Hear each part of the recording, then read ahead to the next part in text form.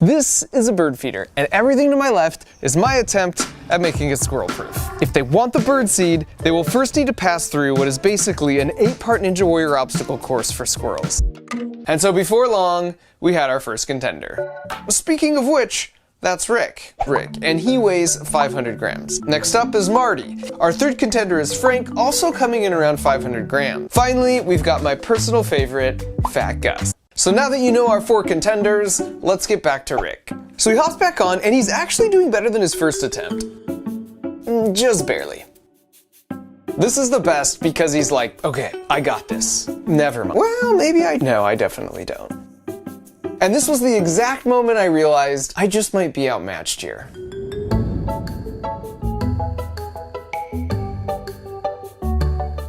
Marty was watching Rick, and after a quick dip of his toes in the water, adopts his strategy right out of the gate. Oof, so close. But an excellent recovery. And Fat Gus, perhaps predictably, comes up a little short. Which brings us to the Maze of 1,000 Corridors, which, to be honest, they mastered this one pretty quickly. Here's a solid run from Fat Gus. And now for the pitchfork tumblers of treachery. Here's Fat Gus with my favorite attempt by far.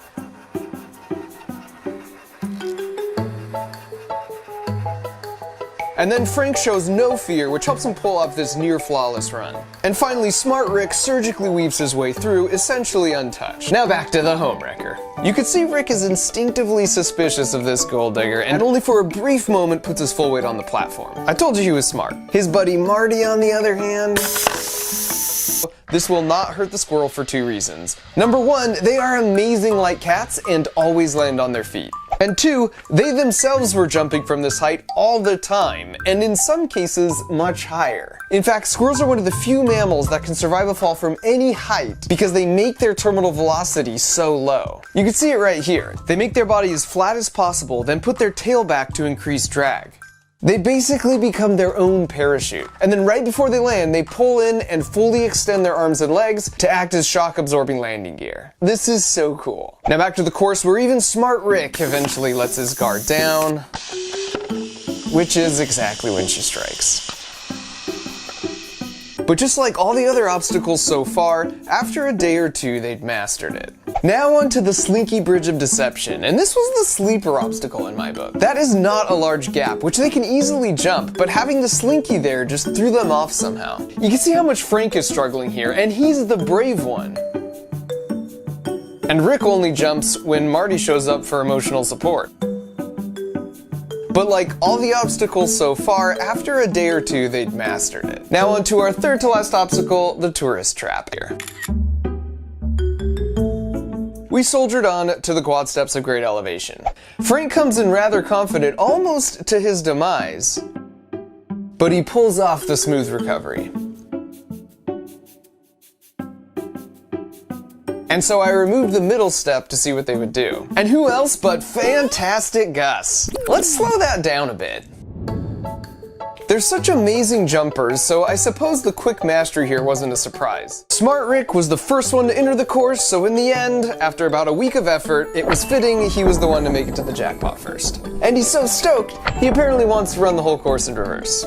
Now what you're about to see is going to look pretty chaotic, but when we check the slow-mo, amazingly, I'll show you how the squirrel is totally in control pretty much the whole time. Alright, now here's a second angle. Here's the slow-mo, and see if you can spot the 2 critical things he does to make sure he lands feet down. Did you catch it?